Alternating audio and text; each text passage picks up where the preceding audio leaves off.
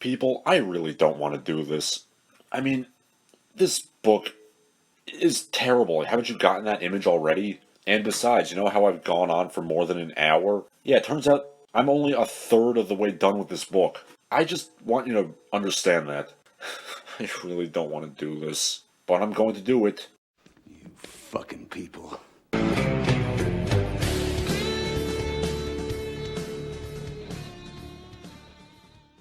Hi, I'm Larson Halleck, and welcome back to what is hopefully the last of Moviebob's book, Part 3, The Game. It is my intention that the main playthrough portion of this book read as much as possible as a narrative instead of a strategy guide.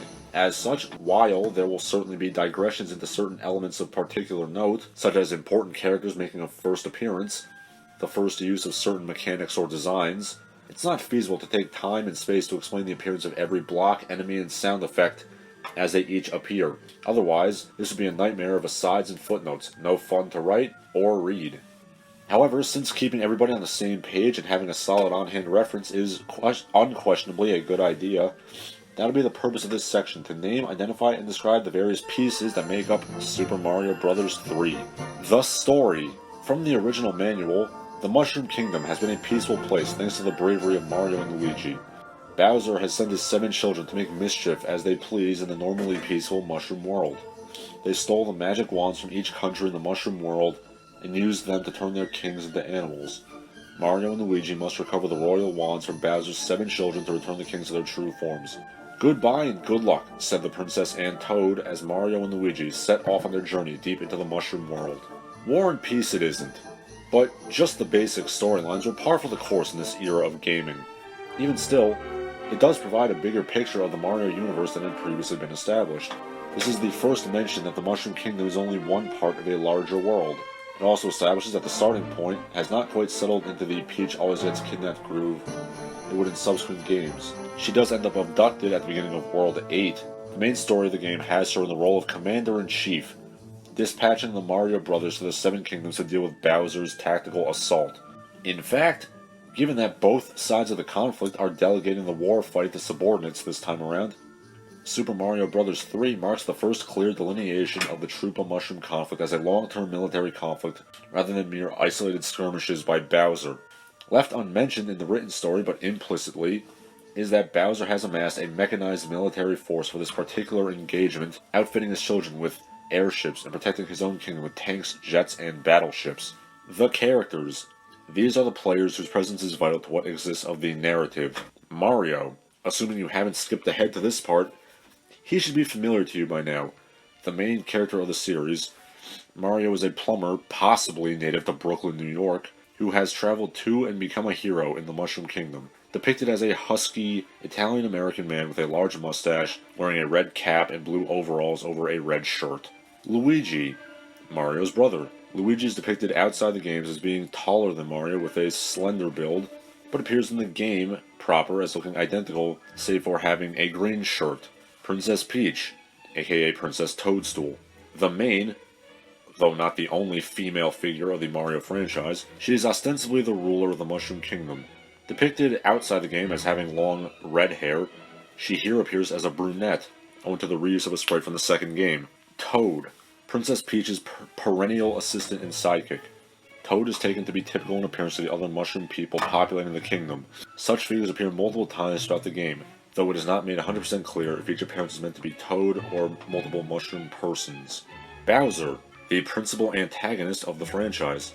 He is the leader of a race of antagonistic turtle-like creatures called Koopas in a perpetual state of war with the Mushroom Kingdom and Princess Peach in particular. Bowser is larger than the rest of his species, with bull-like horns, red hair, and a spiky shell. Although he doesn't display propensity for it in this game, he and his children are described elsewhere as magic users in addition to their natural fire-breathing abilities. The Koopalings. Bowser's 7, later 8, children. Mother unknown. They bear some resemblance to their father, but have distinguishing features primarily in hair color and clothing. Full descriptions of each will be included here as part of the playthrough section proper, but their names, Larry, Lemmy, Iggy, Roy, Morton, Ludwig, and Wendy, are puns on the names of famous musicians and other celebrities. For the purposes of writing this book, the version of the game played was a port of the original NES version downloaded to the Nintendo Wii Virtual Console. Layout. The game is divided into 8 worlds, each containing a set of levels and other destinations. Each world is named either for its dominant geographic or aesthetic feature. The names of each world differ from version to version. Here are the names associated with the American release. Each level is identified by the number of its world and then its own numerical designation. E.g., Level 4 of World 3 is called Level 4-3. The layout of each world and its levels are represented by a map screen, which presents said world in a stylized overhead view of its terrain. Every area or level that can be entered is represented on the screen by an icon, which will disappear or change shape when they have been explored or completed. These icons are connected by set paths, the arrangement of which governs the whole of the player's movement on the map screen. The status bar from the levels remains at the bottom, but pressing the B button causes the bar to flip over and reveal an inventory that stores items and power-ups from treasure chests won in a game of chance or gotten from a mushroom house. The player can utilize items on the map screen itself or arm themselves with power-ups before going into a level. Items.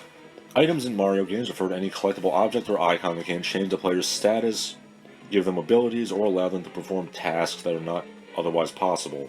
In Super Mario Bros. 3, they come in 2 distinct forms. Power-ups that grant Mario temporary enhanced abilities, either in the form of physical transformation or power-granting suits, and single-use tools on the map screen. 1-up. A green mushroom that gives you an extra life. Anchor. Activating an anchor on the map screen causes the airships to remain in one place rather than traveling around after each failed turn. Fire Flower. A staple of the franchise since the first Super Mario, fire flowers enable Mario and Luigi to throw fireballs from their fingertips. Leaf. Also called the Tanuki leaf or the raccoon leaf, the leaf causes Mario to sprout the ears and tails of a raccoon, which gives him the ability to slow his descent after a jump, swat enemies and blocks with a tail, and to fly short distances by running until the speed meter is full. This is the signature power-up of Mario 3 and arguably the most iconic Mario power-up outside of the originals. Hammer Suit. A set of armor in the style of the Hammer Brothers that lets Mario throw a volley of hammers and become effectively invincible while crouching. The most rarely found power-up in the game, it marks the first time that Mario was able to adopt the weapons and powers of his defeated enemies. Tanuki Suit. A Tanuki costume that grants all the powers of Raccoon Mario, but also the ability to transform into an immovable but invulnerable statue. Discussed in greater detail in the playthrough proper, Tanukis are raccoon-like mammals native to Japan that figure prominently in traditional Shinto folklore. Their presence here represents the most explicit of the rare instances in which the Mario games have openly embraced iconography of the culture from which they originate. Super Mario Bros. 3 features the largest and most varied enemy roster in the series to that date, and impressively, only one of these enemies is a carryover from Mario 2. Instead, the roster is filled by variations, or mutations, of enemies from the original Mario, and original creatures making their debut here. Blooper. A small squid known for inconvenient placement and unpredictable movement patterns, first appearing in the original Mario. Blooper Nanny. Female bloopers. The majority of enemies are presumed to be male or asexual, referred to by male pronouns, who tow behind them a set of 4 baby bloopers, who they will dispatch projectile style if Mario strays too close. Boo. A ghost, typically found in castles and fortresses. Notably, boos are the first appearance of any sort of spectral creature in any Mario game. They have gone on to become one of the most prominent enemy types in later installments. Unlike the dry bones, it is unknown what, if anything, boos are the ghosts of, although their signature behavioral characteristic of only being frozen in place when Mario looks at them is similar to that of various spirit figures in Japanese mythology. In the first release of the game, the manual and promotional materials referred to them as Boo Diddleys in reference to the American musician. Boom Boom. The default boss of most fortresses, Boom Boom, is a large bald Koopa with a spiky shell and muscular arms. Boom Boom bears a resemblance to Bowser and the Koopalings, though it is not explicitly stated what his place is in the Koopa hierarchy, or if there's only one of them or there are many Boom Booms. Bob-ombs. The first, and for a time, only character from Super Mario Bros. 2 to appear in the Mushroom Kingdom, Bob-ombs are living bombs whose fuses become lit when they are struck or stunned by Mario. While they had arms and legs in Mario 2, this game begins the tradition of depicting them as having only feet and a wind-up key in their back, suggesting they are mechanical rather than magical, in keeping with the subtle theme of Bowser as a newly industrialized threat running through Mario 3. Cheep Sheep. Fish. That's basically it. They're the main fish enemy in the Mario series, first showing up in the first game, and a near constant ever since. They come in red and green and are most often found underwater, but sometimes attacked by jumping into the air in the manner of a flying fish. Koopa Troopa. Turtles, the foot soldiers of Bowser's army. They come in two varieties distinguished by the color of their shells. Green Troopas move forward constantly, while red Troopas are cognizant enough to turn around when they encounter a pit or the edge of a platform.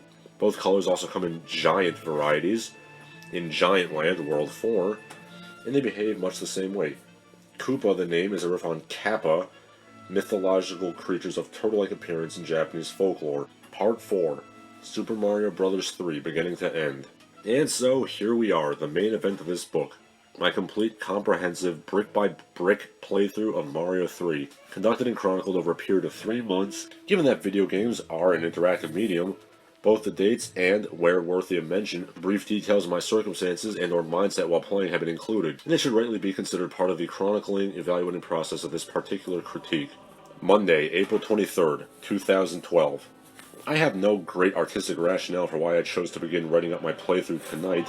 Morning, technically, it's 2:30 in the morning at present, but I've never been able to accept darkness and nighttime as being different things. I am here, that is to say, my bedroom where the Wii is kept, because the wind and the rain outside have inspired our family dog, Sprocket, to behave in the manner one expects of a dog during such weather, rendering work conditions untenable in my usual office, also known as the living room after everybody else is asleep.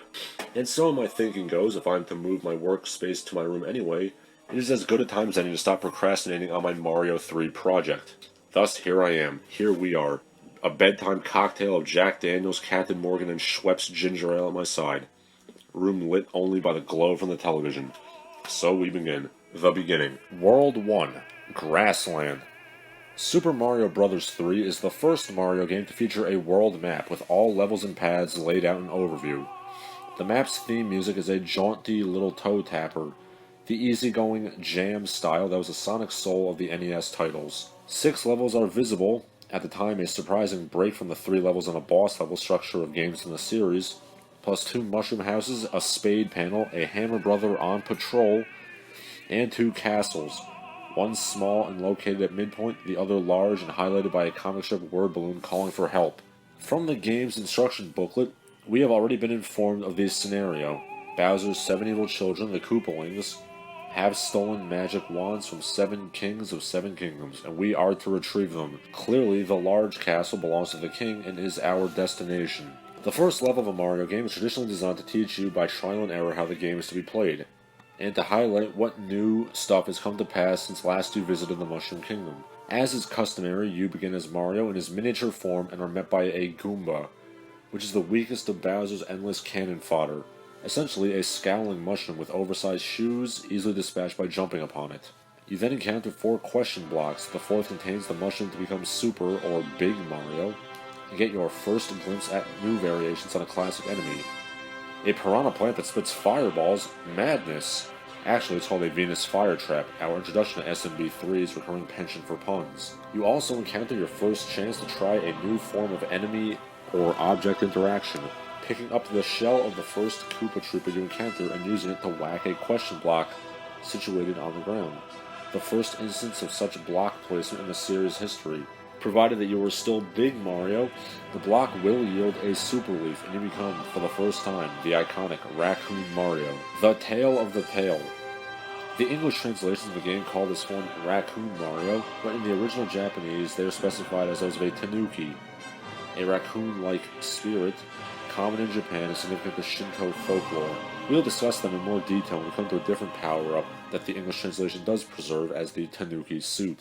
Raccoon Mario marks the first time a Mario power-up fundamentally changed the way a player interacts with the game world, as opposed to simply granting projectiles like the Fire Flower or invincibility like Starman. You now have a close-range attack, smacking the enemy with your tail, and can flap said tail to slow your descent after a jump.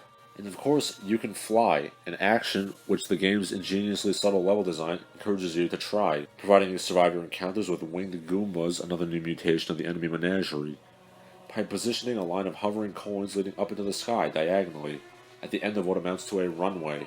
Taking flight into the sky, I still remember what a thrill it was to pull it off the first time. The game brilliantly understands how much more satisfying it is having to get a running start to execute the move. You will find hovering blocks, smiling clouds, and an extra life for your trouble. Back down below, The familiar paratroopers, winged troopas, make their return to the series, and after traversing a pair of pits and 2 more plant-inhabited pipes, you come upon a stack of bricks. That, when struck by a well-tossed shell, produces a P switch, read Big Blue Button, which, when pressed, briefly transforms all bricks in the area into coins, an effect which will form the basis of more elaborate puzzles in levels to come. A few more jumps, a few more enemies, and the level concludes. Short and not terribly challenging, but now we've been introduced to the essentials of Mario 3 gameplay. Most notably the fact that Bowser's minions have developed new strengths since we last saw them, and that the ability to fly under the right circumstances means that the sky beyond the invisible screen may hold secrets of its own. The level itself holds quixotic secrets. The stage motif in the title screen is here repeated, with the large colored blocks casting shadows and seemingly bolted to the backdrop, and the jarring transition to a stark black shadow space to mark the end goal. You may also take note of the lone white platform amongst the more colorful examples. Should you choose to crouch down on it for a few seconds, Mario will fall into the backdrop and be able to move behind the scenery. A graphical trick soon to become quite vital. Level 1-2. Back when this game was new, the first big surprise about 1-2 was that it had different music than 1-1. Commonplace today, to be sure, but in 1989, a tantalizing glimpse at just how far Mario 3 would push the NES's hardware in the pursuit of uniqueness for its own sake. This is also the first appearance of inclined planes in the series, the first time Mario walks up or down a slope, as opposed to hopping up and down blocks arranged as steps. Should you crouch on a steep slope, one is immediately provided, Mario will slide down the hill on his butt, the visual effect of which still induces me to smile to this day. This, I think, is the secret of the character's enduring appeal, especially to each new generation of children. The sneaky sense that Mario's adventures, however perilous, are as much a game to him as they are to you. Over the next rise, a chance to put some skills you learned in 1-1 to practical use. A pipe hovers seemingly out of reach in mid-air. A row of coins placed curiously adjacent to it, directly below 2 bricks. Does one brick contain a P switch? It does. Might the P switch turn coins to bricks, as it previously turned bricks to coins? It might indeed. Or if able, you could just fly up there. One of the great virtues of SMB3 is that there are more than one way to solve the problems. Entering the pipe yields a secret room filled with coins, an hour reintroduction to a remix version of the classic Underworld theme from Mario 1. Beyond that, your first chance to try out the music block. White boxes adorned with musical notes which bounce like springboard when landed upon and can add oomph to your jump. Beyond that, victory. The road diverges. The completion of level 1-2 reveals another series redefining moment for Mario history. For the first time ever, there is a fork in the road. Apart from warp zones, the game had always progressed with rigid linearity. Now here, the world map has multiple paths. You can go to level 1-3 or 1-4, both of which are blocking your path to the first of those mushroom houses. You can even go right down to that strange spade marker on your way to... Wait, what is this? You can just go to the fortress? What devilry is at work here? I'm trying in vain to recall what my choice was when I first played the game those many years ago. What sort of child had I been? Cautious and linear-minded to go to 1-3? Daring enough to defy the gods of numerical sequence and go to 1-4? Or did I march straight into the fortress? Since my purpose here is to play each and every level, the clear choice is to go to 1-3. I would like to think that the Bob of 1989, flush with the thrill of the game in and of itself, thought to make the bolder choice. Level 1-3 is a strange looking level, especially if you take flight and discover an empty yet vast traversable sky. It is also short and flat, with only one new enemy, a boomerang brother, and only one new skill to impart. Namely, that colliding with wooden blocks will sometimes yield a power-up or annoyingly bounce you backwards into a pit, one or the other. The first secret is found by using a Troopa shell, or the tail if you got it, to knock away the bricks stacked near the start. Standing to the right side of the exposed center and jumping will reveal the first of the game's invisible pink music blocks. Jumping on them sends Mario flying upwards off-screen into coin heaven, an auto-scrolling cloud world filled with coins, referring back to the Beanstalk bonus worlds from Mario 1. The second secret is a simple matter of range. At the end of the level, just before the goal area, If you fly straight up, you'll find a warp pipe to a coin-filled cloud, in which flying even higher yields 1-ups. The third is a literal game changer. You will find, shortly before the exit, another plain white platform, looking curiously out of place amongst its rainbow-hued brothers. Crouch down on it, drop into the background, and run behind the blacked-out goal area, and you will be transported into a secret room, where perennial supporting player Toad will give you a magic whistle. The Way of the Whistle. The whistles of Super Mario Bros. 3 are clearly actually recorders, aka fipple flutes, likely another relic of the Japanese to English translation issue that so memorably plagued video games of the Golden Age. And their appearance here is a tiny yet era-redefining moment in the development of Nintendo Corporation's public identity. If you use the recorder on a map screen, a decidedly un-Mario-like melody will sound and a whirlwind will sweep you off the screen. Both the melody, the whirlwind, and thus the flute itself are transplants from The Legend of Zelda. It is the first time out of reused sound effects that a Nintendo game has made explicit intentional reference to another game, and thus its own identity as a game. Comedic self-awareness here enters the series for the first time. The whirlwind deposits you on an island-bound warp zone, a set of pipes allowing you to skip ahead by whole worlds. Using a whistle on World 1 will let you go to 2, 3, and 4. Using it on a world after those will open the path for pipes 5, 6, and 7. Using it in World 7 will take you to World 8 unless you have a spare. Using a second warp whistle while already in the warp zone will skip you all the way to the final level, and since there are 2 whistles to be found in World 1, the second one is in the Fortress, a third is found in World 2, it is wholly possible to skip directly to the end after completing only 3 levels. I debated leaving that detail out, but I couldn't, since this is supposed to be a comprehensive overview, and also since every other guide, walkthrough, and Let's Play this game doubtless mentions it at this point.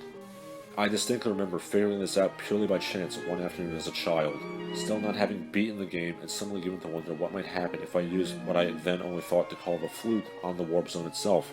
I was so pleased with myself that I actually sent a tip letter to the late lamented Nintendo Power magazine, and would spend months afterwards scanning each new issue to see if it had been published, and showing it off to anyone who had a copy of the game like a magic trick or a feat of strength. Tuesday, April 24th, 2012. It is 4 a.m. I should be asleep, the better to wake at a reasonable hour and get day work out of the way.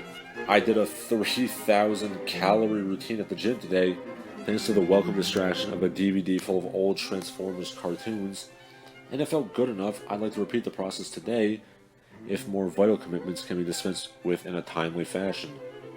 But it felt like I'd be getting off on the wrong foot for there to be a day-long gap in this project right off the bat. Also, I really want to get back in and play through at least level 1-4. Good video games are addictive like that, and Mario games are like crystal meth in that regard. So yes, one more level. Just one more level before bed. I try not to imagine I'm 8 years old again, begging that same question of my mother as I now beg of it myself. Games within games. The Mushroom House now open to me, I chose to enter there before my next official level. This is like a game of chance. Toad presents me with 3 treasure chests and I can only pick one. My prize is a mushroom, which goes down to an inventory menu you can use to save items and juice yourself up before heading into a level, a feature I'd like to see make a full comeback in the modern iteration of the series. My appetite for gambling now whetted, I opt to pop down to the spade panel, another game of chance, before the level. The cartoon renderings of Mario and Toad here are an amusing reminder of how straight up fat Mario used to be rendered. I get 2 pieces of a star before blowing it on the bottom row. I tell myself it's the screwdriver I've been nursing, as opposed to the loss of reflexes with age. Level 1-4. Another level, another Mario history first, an auto-scrolling level. The screen continuously moves from right to left on its own, forcing you to move at a pace that once upon a time felt unnaturally hurried. Aha! At last a leaf. Deviously, the game places a trooper right next to you here, daring you to take your platforming frustrations out on him with a hasty tail strike and risk losing the power-up. I keep it and use it to get the next 1-up and feel rather pleased with myself. A pipe at the end spits me out right beside the goal, although I can't resist pausing to attack the boomerang brother regarding the exit. He's too quick for me and I lose my tail. That bastard. 4:45 a.m. I should go to bed before the fortress. The fortress will take time. I should sleep. I'm not going to sleep. I will do the fortress. The fortress, aka Small Castle, is designed to evoke the Bowser castles that ended each level of Mario 1, with black backgrounds, ominous music, and bubbling lava. This is the end of a level in the first game, and here it's just the middle of the game's telling us. Just imagine what the real ending will be. The lava now has animated bubbles instead of just being orange water texture, and the Podobodos, living fireballs, have a little splash animation when they leap in and out. It's the little things. Up ahead, the ceiling of gray blocks gives way to open space. I'm going to ignore that invitation for now. Instead, I head through the door, merging into a room where a spike-covered ceiling rises and falls on a routine to crush me. And I'm using context shift now, a terrifying moment when I was young. Finally, the end room and our first battle with Boom Boom, the recurring mini-boss, easily dispatched with stomps to the head. Later variations jump around to sprout wings, but he's a mid-world enemy for a reason. Dealing with Boom Boom, however, is not the only way out of the forest, out of the fortress, or even the most beneficial. Within the first room of the fortress, there's a secret just out of normal reach but available to those currently packing raccoon powers. At the very end of the room, after the second set of lava pits just before the door, is a stretch of open floor that's just long enough to take flight from, providing you do your running while Dry Bones is disabled. Fly straight up and to the right above the question block, up onto the out-of-visibility ledge, and you'll find a secret room that contains a warp whistle. You can now execute the previously mentioned warp zone trick if you got the other whistle and go right to the end. Unlike the other two whistles, whose existence was hidden from most players on the initial release, this one was revealed to us 3 months before the game debuted in the US. The 1989 film The Wizard, discussed earlier, climaxed with child video game prodigies in a gaming competition called Video Armageddon, where Super Mario Bros. 3, a game they have never played before, is the surprise final challenge, which the film's hero wins by finding and using this whistle, even though in the film the players are completing for total points, and the whistle use doesn't give you any points. It was hard to notice the inconsistencies, since at the time, he uses it to go to Giant Land, and the revelation of giant-sized enemies in a Mario game was far too exciting to worry about plot holes. Wednesday, April 25th. Another late night, another long day. Vovo, my paternal grandmother, was hospitalized again yesterday. An ongoing, although I'm assured not at this point serious problem that has almost become routine, though not enough to keep me from feeling uncertain. It is not lost on me that I'm currently coping with this and other uneasy aspects of my present-day life. Precisely the same way I did as a child, playing a video game, playing this video game. Level 1-5. The path forks soon after the beginning. From memory, I take the high road, leading to a surface exit and a hidden pink block, a bounce upon which teleports me to Coin Heaven. Luckily imbued with the raccoon tail, I take to the sky and find the 1-up before popping down to the exit pipe, which spits me down the exit of the second lower path. Backtracking from memory, I find and snag a fire flower, immediately regretting the decision since I would almost always rather be Raccoon Mario. Doesn't matter, I slide down the hill and climb with the piranha plant. I feel even dumber when I try by instinct to enter the next 2 pipes and am bitten by the plants both times. My first death of the playthrough. I don't repeat the mistake a second time. Level 1-6. The last regular level before the boss level is another one of elevated platforms, some attached to zigzagging motion tracks to make jumping extra difficult, particularly as I've entered as nigh powerless small Mario. The main thrust of the level is looping in open air from block to block, timing being the key element to success. You have to time the back and forth movements of the blocks and platforms. The Castle Keep. Here the game once more schemes to toy with our expectations. We are to expect another castle level, but instead we find ourselves immediately in the throne room of the King of Grassland, who has hilariously been transformed into a dog. The dog is pretty happy, but the mushroom person, Toad again, is apoplectic. Oh, it's terrible, the king has been transformed. Find the magic wand so we can change him back. Well, alright, but if we're not going to fight the boss in the castle, then where will we fight him? The airship. The airship is an awesome reveal. Mario runs on the ground, snags the dangling anchor, and climbs into the sky aboard the first of what serve as the boss levels. Huge flying pirate ships. Everything is wonderful, particularly the grim percussion-backed theme song. Maneuvering across the deck of the airship, dodging bullets and cannonballs was, at the time, entirely fresh for a Mario game, and it is still a great equilibrium shift today. Bowser isn't just waiting for you to fight him this time. He has militarized his operation, and he's taken the fight to you. The previous games were adventures, but this game is war. I drop down the pipe to do battle with the ship's captain, Larry Koopa, who immediately kills me. Shame, disgrace, disgust, I'm out of practice. Back on the map screen, the airship changes its location. This is your incentive to clear all the levels even though you don't have to. You don't want the ship popping itself behind an unfinished level and slowing you down. I go back in for round 2. Larry goes down, dropping his wand. You don't have to catch the wand in midair, but I like to all the same. Mario falls from the sky, delivering the wand back to the king, who's rocking quite the neckbeard, and earning a letter of advice from Princess Peach, here still referred to as Toadstool, which warns me not to turn away from ghosts and gives me a welcome P-Wing. I love the presence of the princess letters in the game, as it gives a much greater sense of what Mario and Luigi's place is in this world, men on a mission. Knights in overalls, questing and battling at the behest of royal decree. World 2, Desert Land. Saturday, April 28th, 20,012. I did not expect to already have a 3-day gap in these entries, but life does that. Volvo had a pacemaker put in. We're told she's feeling better. It is 3:30 a.m. Tonight's libation is Pabst, don't judge me, and a shot of Jack. The desert awaits. I've always enjoyed the repeating visual cues games of this era used to identify terrain. Desert equals palm trees, sand, often realized by adding a gradient pattern to brown ground, pyramids, cacti, and etc. SMB3 takes this another step though, it actually makes the desert barren. The levels are largely flat stretches with a lot less detail to the backgrounds than grassland. There's a simple, low-resolution ways to convey a sense of sun-bleached flatness. It's pretty effective. Level 2-1. Just before the goal is a pipe that leads down to a seemingly empty room with a blue switch.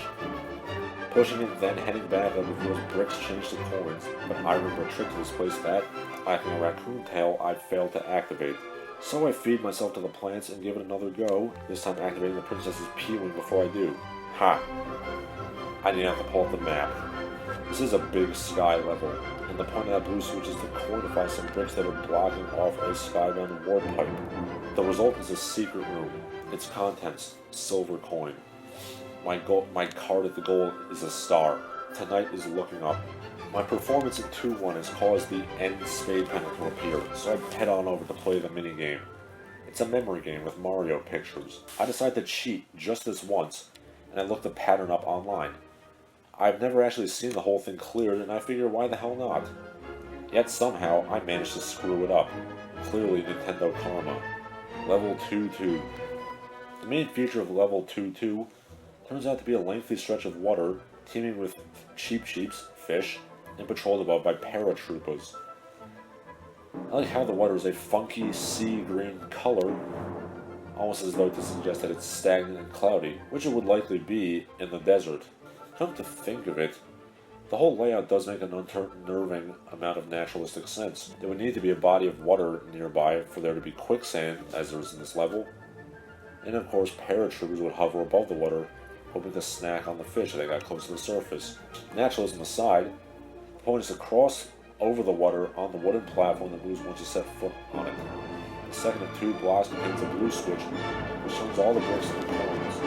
What you want is getting 30 more coins and you triggers a white mushroom house on the map. Good luck with that. I don't know that I've ever intentionally done it. Moral 3 Fortress. I like to start this with a pitch black backdrop with the shiny gray sandstone in this place. It is appropriately moody. A pit of spikes, a thwomp covering a narrow platform. 2 boos. The lone brick block near the end can be a pain to hit with the attacking ghosts around, but if you're big, there's a leaf in there. There's nowhere to fly, though the running start one of those things that they try to hit once they're all raccoon represent either the best or most satisfying way to pass the most calling the thwomps. That is intuitive game design. After all that, Boom Boom is a cakewalk. Beating the fortress clears the path to the first mushroom house. I got another flower. And the superfluous pipe that takes you to a different, though readily accessible part of the map. Its main purpose seems to be triggering the position shuffling of the Hammer Brothers should you want to try and nudge them closer to you. Level 2-3. Another ingeniously designed little level to the point of deviousness. The traversable blocks making up the pyramids are sized just right to trick you into jumping up on into the enemy path without wanting to.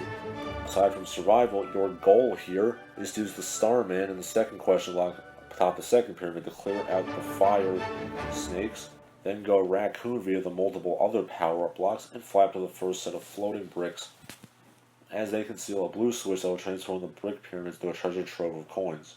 Sunday, April 29th, 2012.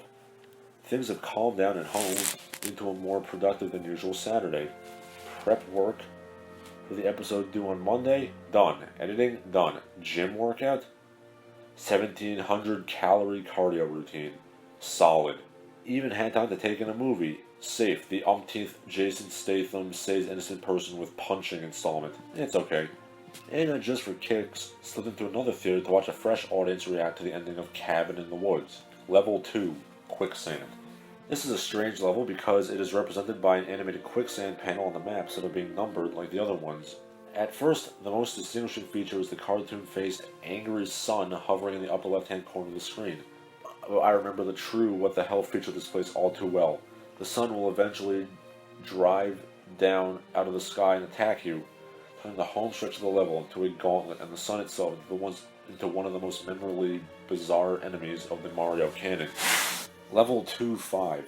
The Chain Chomp, possibly the most enduring Mario enemy other than Boo and the Koopalings to originate in this game, makes his first appearance in spectacular fashion, lunging at you right at the start of this level. Essentially an animated ball and chain with gnashing teeth that tugs at its chain like an attack dog. He guards two temptingly placed question blocks. Everything about Chain Chomps is awesome. Their conception is one of the all-time great illustrations of how Shigeru Miyamoto's mind works. He maintains a vivid childhood memory of being attacked by an angry dog, only to be saved by the animal's leash, causing it to stop short, its jaws snapping just a few inches from his face, and combine this memory with the classic cartoon image of the ball and chain prisoner restraint. Their movements are more fierce and animalistic than any enemy in the franchise up to that point. The animation of the chain itself is fantastic for the era. Oh, and if you let it linger on screen for more than 160 seconds on the timer, it will break off the chain and come after you. Another of the Mario series' oblique fairy tale references, this is the first appearance of hidden beanstalks since the first game. The beanstalks you can find by hitting an inaccessible block with a shell have always been a fun bit of extra graphical effort. Why have a boring old ladder when a Jack and the Beanstalk cue is so much cooler? Climbing it leads to clouds, coins, and a warp pipe of switch-triggered treasure. World 2 Airship. Another imperiled castle, another transformed king into a spider this time, and another trip to conquer another airship. The new issue of this airship is an increased amount of up and down movement in addition to the auto-scrolling, which threatens to drop or crush you off-screen, particularly at the midpoint, where you have to climb down and then up a stack of crates separated by a wall while under fire by a stack of bullet bills. At the tail end of the ship, we meet another new enemy, Rocky Wrench. Another hybrid of a turtle and something else, in this case a mole, who pops out of portholes when the hatch is a hat and throws wrenches at you. The wrench is a great visual touch. It gives the Rockies a hint of personality, being a workman, suggesting a reason for him to be there other than just being an enemy. And it makes the airship feel like such a tangible thing. So much accomplished with so few pixels. The Koopaling waiting at the end is Morton Koopa Jr., the first obvious instance of the detail that the Koopalings are all named as puns on musicians or celebrities. Morton Downey Jr. in this case, and supposedly Larry Mullen in the case of Larry Koopa. World 3, Waterland. April 30th, 2012. I just had a creepy yet banal pre-bedtime moment. A box of cereal I vividly remember opening and eating from a day or so ago is sealed shut, never opened. I'm not sure what this means or implies, either about me or cereal. Did I hallucinate eating cereal? Of all the things to conjure, why that? If so, why not a cereal I like more than Special K? If I was going to dream of cereal, I'd prefer it to be something more potent like Boo Berry or Fruity Pebbles. Whatever, time to play some water levels. After the intentionally sparse palette and background detail of World 2's levels, 3-1 is a visual stunner, an ocean of water that couldn't be any bluer, rippling under the turquoise sky. Big chunks of orange ocean floor terrain. Large pipes stand down to the water from above, while smaller ones are on the seafloor, and most push away from them with a forcement to suggest that water is flowing out of them. Level 3-2. Water the color of the sky, a sky the color of a vanilla yogurt. The light spectrum of the Mushroom Kingdom is very weird. This is another platforms and open sky level, except that there's water along the bottom of the screen, so you won't instantly die if you fall. Instead, you'll probably be killed moments later by one of the cheap chiefs swimming around down there. You can use a pair of on-track moving platforms to ride out most of the level, but like an idiot, I jump off mine to go back for some coins. Now I'm stuck leaping from individual block to block, trying not to fall in the water. I picked up a fire flower, but aiming is an issue here, particularly when the cheap chiefs start jumping. When the next moving platform comes up, I take it and start blasting away at the fishies below, briefly turning the level into a primitive version of the man-in-the-turret section of every first-person shooter. The road ahead forks between level 3-3 and a mushroom house. Inside the house are the usual 3 chests, but in this instance they all hold the same thing, a frog suit. Do I suit up? Of course I do. Level 3-3. Boss Bass. We meet again. Boss Bass is a giant-scale cheap and it patrols the water along the bottom of this level like a, well, giant hungry fish. He can swallow Mario whole. In retrospect, this is probably not the wisest time to equip the frog suit, as it makes you walk awkwardly and prevents running unless you're carrying something. There's a blue switch inside the second brick from the end of the first row of bricks above the long island in the middle of the level, which can be triggered by tossing a shell unless you're suicidal and you want to try running underneath to hit it from below. I am not suicidal tonight. Ahead is our first propeller lift, a platform that intermittently spins around like a pinwheel to fling you away. You will come to hate them, as I have hated them for so long. Ahead, another first. The shiny white bricks are ice bricks and can be picked up and tossed like trooper shells. Using one to hit the normal brick next to them gets you a switch that will turn the rows of coins up ahead into a temporary bridge of bricks, making the rest of the level easier to cross. Or rather, it would have were I not wearing amphibian cosplay. I barely make it to the pipe at the end intact, but succeed in my goal of getting to the goal just like a frog. The sun is coming up outside, and ahead lies a fortress that is rather infamous in Mario lore. It shall be saved for tomorrow. May 1st, 2012. Today is May Day, also known as International Workers' Day. Seems as good a moment as any to briefly consider Mario's distinctly working-class character aesthetic. By now it is common knowledge that Mario's character design came about mostly from graphical necessity. He wears overalls so that you can better see the animation of his arms moving. He has a mustache so his nose can be better rendered. He wears a hat because hair would be difficult to render. But by happenstance or not, it can't be ignored that these visual details, when combined with the original Donkey Kong setting of a construction yard, added up to a character who fit into a very specific archetype, a working-class Italian-American man, presumably from New York or some other eastern U.S. metropolis. Intentionally or not, I would contend that Mario's connection to this archetype and the powerful cultural feelings it stirs in America and elsewhere is a big part of why the character has become so enduring. Simply having a hero who goes about the business of slaying a dragon and rescuing a princess in the inherently proletariat uniform of overalls, boots, and a hat is a pretty powerful image in and of itself. But making the Mario Brothers Italian-American adds yet another layer to the symbolism. They aren't just laborers, they're the children, or perhaps grandchildren of immigrants. In an amusing sense, their second label as heroes of another world serves as an extension of that metaphor. They are now once more a pair of workers trying to make their way in yet another new world. Level 3-4. Green hills, blue water, pink sky. The second hill wants to teach you a fun new trick. You can slide down and then use the momentum to jump high enough to clear the pond. If you can't make it, there are blocks you can use to climb manually.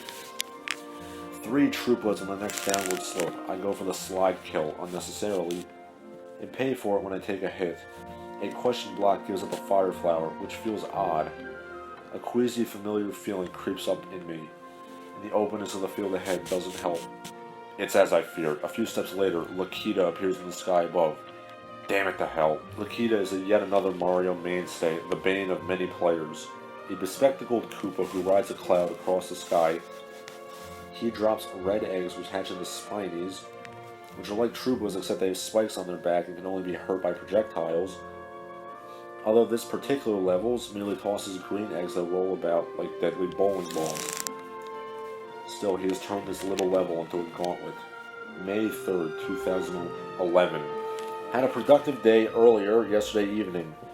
Impromptu meetup with my brother led to knocking some key location shooting off of the Game Overthinker itinerary, and some beer and hamburgers were shared. I'm a private, handle-your-own-shit guy most of the time, but the chance to hang out with the family members I don't see every day helps center me. It keeps me able to see my own life from the outside where it all looks less casually apocalyptic. World 3, Fortress 2.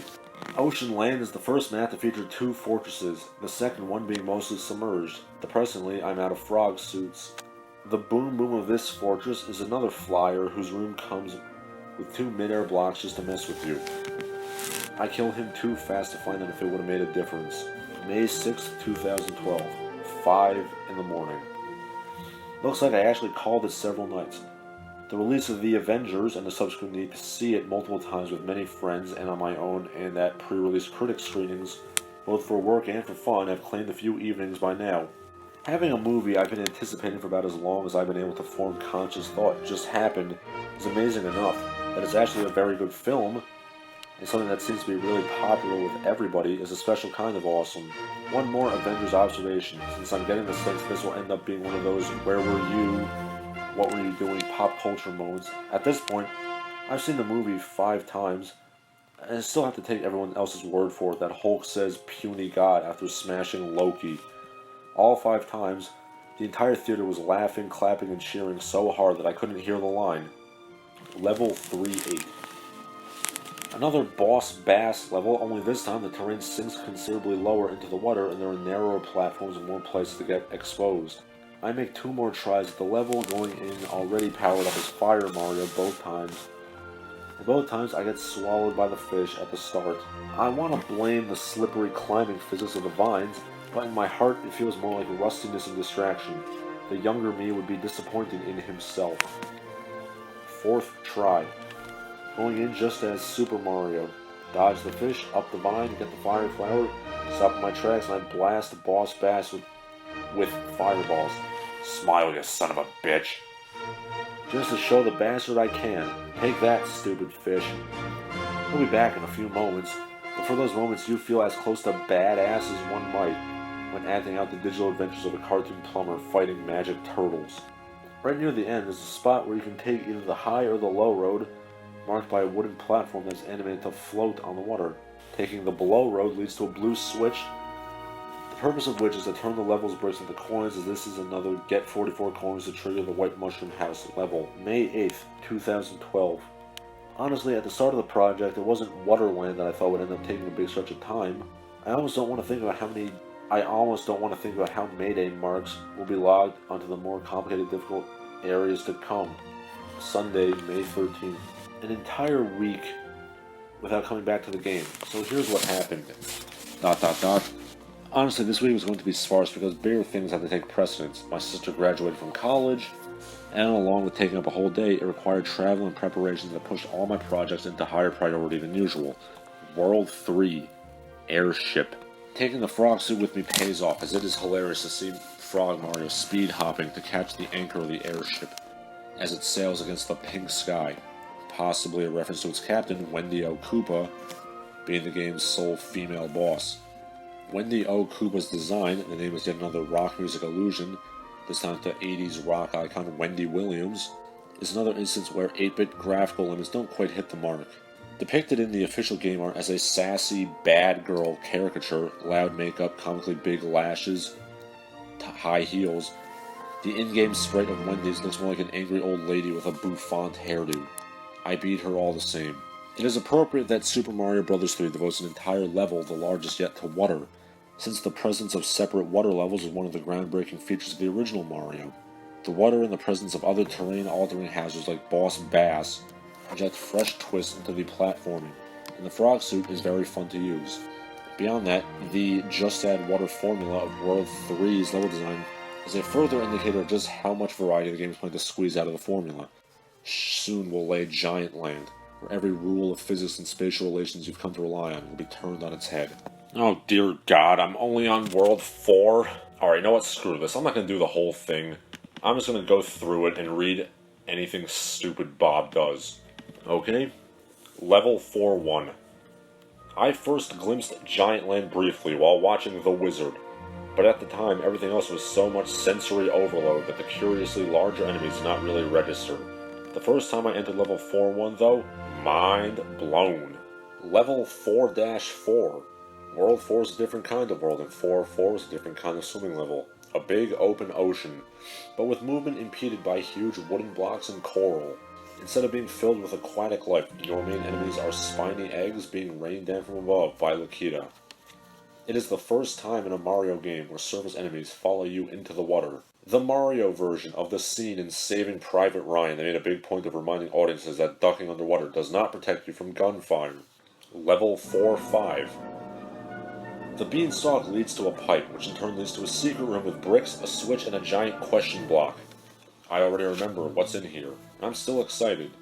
I strike the block, and the screen trembles as though hit by a mini earthquake, as what appears to be a small brown stuffed animal emerges. The Tanuki suit! There will be time to elaborate on the sheer awesomeness of the Tanuki suit in a bit. For now, its first benefit is apparent immediately.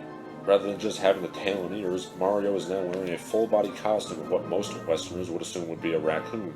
It has one feature. Holding down B turns Mario into an invincible and curiously Eastern-looking statue for 5 seconds. Legendary Beast. The Tanuki suit is easily my favorite Mario power-up ever, and I maintain that its very existence is the ultimate symbol of everything right about this game. Games of this era tended to be about straining against the limits of whatever technology was in play. The NES, despite being a sales leader, was a technological dinosaur by 1989. SMB3, rather than pushing the graphics to their limit, employed deceptively simple cartoon-style graphics in exchange for a massive, sprawling world that's so big and has so much room to move around that it can afford to do things just for kicks. In other games, it might have been seen as a waste of precious data to include 2 different versions of the same item, but SMB3 does so comfortably. As a child growing up in America, I'd always assumed that Tanuki Mario was just a raccoon costume. Tanukis are actually Japanese raccoon dogs, so named for the resemblance they bear to raccoons, though they are not related. Supernatural versions of these animals, the Baked Tanuki, are fixtures of Japanese folklore, seen as mischievous yokai depending on the era and region. Various shrines and holy places throughout Japan are decorated with Tanuki statues, often said to contain a spirit animal in hiding or slumber, hence Tanuki Mario's statue transformation. Interestingly, while the tradition of Tanuki deities predates and is said to have been suppressed by Buddhism in Japan, Mario in statue form makes visual reference to Jizo Bostasu, the Japanese incarnation of the venerated Bodhisattva Kshitigarbha. Level 4-6. A trooper patrols between 2 pipes. Usually that means there's a hidden block he's guarding, so I go for it, avoiding the sentry and jumping next to the pipe. As it turns out, there are 3 invisible blocks, which bounce me down to the path of the trooper. Stupid mistake, Bob. Just like that, my Tanuki suit is gone. Genuine anger. Expletives, fist-pounding, self-hatred. It's a blind, angry rush to the end now. Smashing troopers, charging across the brick platform, stretching over the canyon. My irritation soothed only by the reminder that there was a toad house waiting for me on the other side. Maybe it'll hold a replacement for my furry friend. World 4. Airship. Whoa, am I really about to clear all of World 4 in a single night? The sense of accomplishment has me a little bit giddy as I head into the castle. Did I really clear all of the world in a single sitting? I did, and it left me a little melancholy. I'm halfway tempted to start over just to play through these giant levels again. I'm always sad to leave Giant Land because it's largely the last I'll be seeing of the scaled up blocks and the plus size enemies. It's a simple but serious power trip to smash blocks literally 4 times your size with a single hit. But done is done. There will be no giants in the next world where an inverted sense of scale will be replaced by an inverted sense of gravity. Skyland beckons. Monday, May 21st, 2012. It's only Monday, and this is already a trying week. Press screening this stiflingly mediocre Men in Black 3, and a day of researching obscure Flintstone spin-offs for a different project. Sleep should be my priority, but the fact that I've still got a sliver of World 5 to clear has been eating at me. World 6, Iceland, Wednesday, May 23rd, 2012. It might have been advisable to take more than 1 day off from the game at this point, for the sake of perspective if nothing else. I know myself too well. Iceland is, to put it mildly, not my favorite part of the game. If I don't dive right back in and power through, I run the risk of half-assing or even losing track of this project. I've come just a bit too far to let that happen. Suck it up, settle in, chug your beer. It's time to face at least the first few legs of this long, hard slog through the snow. Tuesday, May 28th, 2012. Technically, it's more like bedtime Monday night for me, but facts are facts. It's about 2 a.m. or so Tuesday morning. I'm winding down after a draining Memorial Day. My grandmother is back at home after another worrying trip to the hospital, now under more or less constant oversight by family and nurses. I woke up to a phone message from my mother informing me that she appeared to be in a fading state, and that people were advised to stop by and say, well, you get the idea. I went over, but I couldn't bring myself to stay long. She was with her nurse at the time and indeed not entirely ambulant. My presence didn't seem to help either of us. I'm terrible at this stuff. Mortality and other facts of life that are out of my control frighten and enrage me. I said my piece and left in as good a state as I could manage, at least till I got to the car. I needed to get outside of the grid of my family, and I needed to happy up and clear my head after that. And I took the first course of action that entered my mind in that regard. My brother had raved recently about a retro-style video arcade that had opened up just over the state line in New Hampshire, a half-hour drive for me. All things considered, it was a better option than drinking in the early afternoon. In terms of head clearing, the short detour did the trick, and on arriving home, I learned that the early worries were a touch premature.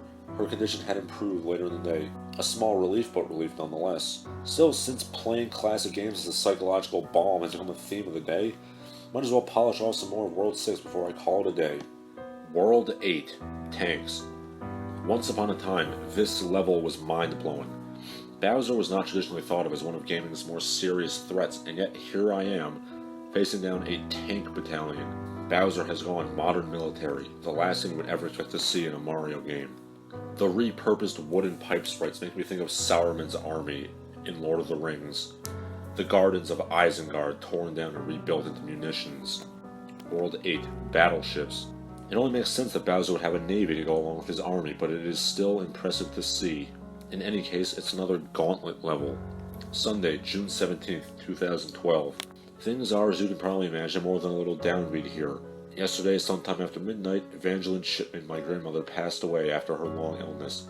The funeral won't be held until the end of the week, with the wake and various other unpleasant duties to attend to before that. I hate the Western death pageantry, the whole funeral scene. I understand and respect that the whole production, the flowers, the speeches, the organized grief, the services, the procession, is comforting to some people, most people it seems, and I get how it restores a sense of structure to people who have been left adrift after a loved one's passing, but it's all just so much anxiety and crowd panic to me. I know that people have the best possible intentions when they want to comfort me or anyone else in such circumstances, but I only get over or accept the loss with the passage of time. It's just how I'm wired, and conversely, I'm of no good emotional help to anybody in such times either. World 8. Air Force. Having faced and defeated Bowser's tanks and navy, the time now comes to take out his air support. The Air Force is by far my favorite of the Bowser's army areas because it works on so many levels. It is the ultimate culmination of the airship motif from the earlier levels, but it's also a great example of just how cool Mario is under the right circumstances. Sure, the fighter jets are visualized as basic log sprites with rocky wrench pilots, but the sheer idea of Mario up in the stratosphere, jumping from wing to wing, beating up planes with his bare hands, still gives me something close to goosebumps. As a kid, this would set my imagination afire. The actual scene plays out in the same minimalist style as the rest of the game, but in my young head, I picture a night sky full of fire and smoke. Mario jumping from plane to plane with only the expert flapping of the raccoon tail to keep him from plummeting to his death between attacks. Now my mind keeps going back to the Hulk jumping onto the fighter plane in the Avengers. Going to see that movie again and again, along with playing through the game, has become my sanity time, amidst all the chaos leading up to yesterday's awfulness. Thursday, June 21st, 2012. The funeral was this morning. Things were difficult, but the service was nice and everyone kept their composure as best as they could. As mentioned earlier, I'm a complete and utter wreck in these situations, so I was in no psychological state to attend the post-burial business afterwards. I justify my emotional cowardice by telling myself that my main concern is not offending, disturbing anyone else with my angst, which is true, but not as true as I would like it to be. In any case, fate provided a solution. On top of everything else, the air conditioner in our house gave up the ghost after years of erratic functionality. So while the rest of the family was off to share grief in the manner of psychologically healthy people, I was off to buy, set up, and install a new air conditioner. Life will go on in any case. It's only now starting to dawn on me, with the weight of today now starting to recede, that my impending move is also fast approaching. Given that so much of this project has been about nostalgia, I suddenly realized just how utterly wrong it would be for me to finish this playthrough somewhere other than my childhood home, where all the others that led up to it were played. I must finish this before I move. The final battle. It really is brilliant how this particular Bowser fight makes him the most difficult boss in the game and reinforces him as a threat, but it also sets up a battle that neatly cements everything you need to know about the conflict between the two characters on screen. Bowser seems invincible. You can't jump on him and you can't touch him. Mario may be a superhuman force against all the other enemies in the game, but here against Bowser, he's a mouse going up against a tank. Invincible or not, Bowser is not smart, he's a brute. The leader of his people purely by deed of being the biggest and strongest, and he fights like it. He literally throws his weight around, blind to the damage he might do to himself in the process. I drop down into the impact crater. Bowser, regaining his composure up above, leaps through the air, poising his bulk down on top of me. He drops, I jump, and down goes Bowser. In a truly excellent final touch, his fall is scored to comedic music and ends with a thump that bounces Mario off his feet, Wile E. Coyote style. The locked door opens and the door flashes with neon light. Inside is Princess Peach, at last. Thank you, our princess is in another castle. Just kidding, ha ha ha. It's a simple joke, bringing back a reference to the original Mario. From the vantage point of history, however, this marks a very important moment in the evolution of the Mario franchise. The precise point at which self-awareness entered the franchise. This is the first time a Mario game took a shot at itself, and henceforth a certain amount of ironic regard for the formula and harshness of the universe has been standard issue for the series. In a nice touch, the big red curtain comes down on the scene once more, then immediately zips back up as the game takes a bow over the credits. One more especially awesome bonus remains. If you press start once the end comes up, the game cycles back to the introductory screen ready for another go-around, but with one key difference. Your item menu is now fully stocked with P-Wings. This is a great feature. Hey man, good job beating the game. Now here's a giant bag of ultimate power so you can go explore all the parts you might have skipped or found too difficult the first time. An invitation to play again and the opportunity to really cut loose while doing so. The perfect ending to the perfect game. Epilogue. July 1st, 2012, I moved out of the home I lived in for 31 years. The home where I'd taken my first steps, the home where I said my first words, the home where I fired up the first Nintendo. The love of gaming that culminates in this book. The home where I played Mario 3 for the first time and I just finished playing it one more time. It is a sad occasion, however long in coming, though blunted of course by the excitement of the move. My initial feeling is that it would take a while for me to make it feel like home, and as it turned out, it only took 10 days. On July 11th, while digging through the far back reaches of an old closet while looting my parents' house for usable household wares, I discovered an aged box containing an NES. My NES, my original, authentic NES. I hated myself for letting it languish there. It should have been hooked up forever, but this is an oversight I would correct. Other boxes yielded more treasures. Super Nintendo, Nintendo 64, Dreamcast. The plugs for all of them. And yes, my original copy of Mario 3. After refurbishing with a careful dusting of rubbing alcohol, I hooked them up to my new TV and powered them up. After a few tense moments, good old-fashioned cartridge wiggling, it worked. The game worked. The machine works. In every sense of the word, the game works. I am at last truly at home. Holy shit. It has been probably more than 2 hours, but it's done. Moviebob's god-awful book is done. I'm Larson Halleck, and even though I deserve to take a break, I'm not going to. I will be making some short videos, though, so deal with it. And now a word from our sponsors. Hey folks, are you a fan of Larson Halleck and the Barbaric Gentleman? Of course you are, otherwise you wouldn't be watching. Do you want to help me out somehow? If so, here's how you can give me money. You can go to patreon.com/LarsonHalleck and give me some money. Or you can donate to me via PayPal, paypal.me/LarsonHalleck. Or buy my book. Otherwise, visit my Gab, my Twitter, and keep watching the videos.